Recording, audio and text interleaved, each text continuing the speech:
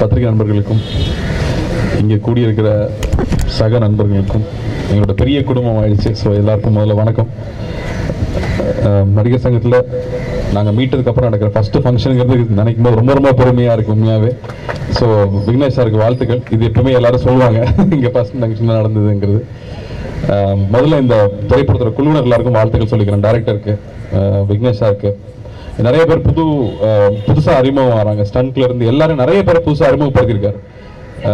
ஒரு படம் எடுக்கிறது எவ்வளோ கஷ்டம்னு தெரியும். முக்கியமாக பின்புலம் இல்லாமல் ஒரு சின்ன ஊர்ல இருந்து வந்து பேசிக்கா ஒரு சின்ன ஆர்டிஸ்டா தன்னோட லைஃப் ஆரம்பிச்சு அதுக்கப்புறம் ஹீரோ ஆகி அதுக்கப்புறம் பல கஷ்டங்களை தாண்டி இன்னும் அந்த சினிமா என்னுடைய கனவு, என்னுடைய பேஷன், அதை நான் விடமாட்டேன்னு சொல்லி தான் சம்பாரிச்ச காசை கொண்டு வந்து திரும்பவும் சினிமாவில் போடுறதுங்கிறதுக்கு வந்து ஒரு மிகப்பெரிய காதல் இருக்கணும் சினிமா மேலே. அது அவருக்கு இருக்கு. நான் ஒர்க் அவுட் பண்ணும்போது சரி, அண்ணா ஒர்க் பண்ணும்போது OMCல போய் பார்த்தா அவர் இன்னும் தன்னை ஃபிட்டா வச்சுக்கிறதுக்கு அந்த உடல் உழைப்பு இருந்துகிட்டே இருக்கும். அதே மாதிரி இந்த படத்துக்கும் நிறைய உழைச்சிருக்காருன்னு தெரியுது.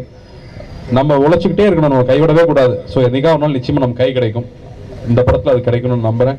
வாழ்த்துக்கள் சார். இந்த படம் பெரிய வெற்றி பெறணும். இதில் நிறைய பேரோட வாழ்க்கையை ஆரம்பிக்குது. ஸோ எல்லாருக்கும் இதுலேருந்து ஒரு நல்ல கெரியர் வரணும்னு ஆண்டவனை வேண்டிக்கிறேன்.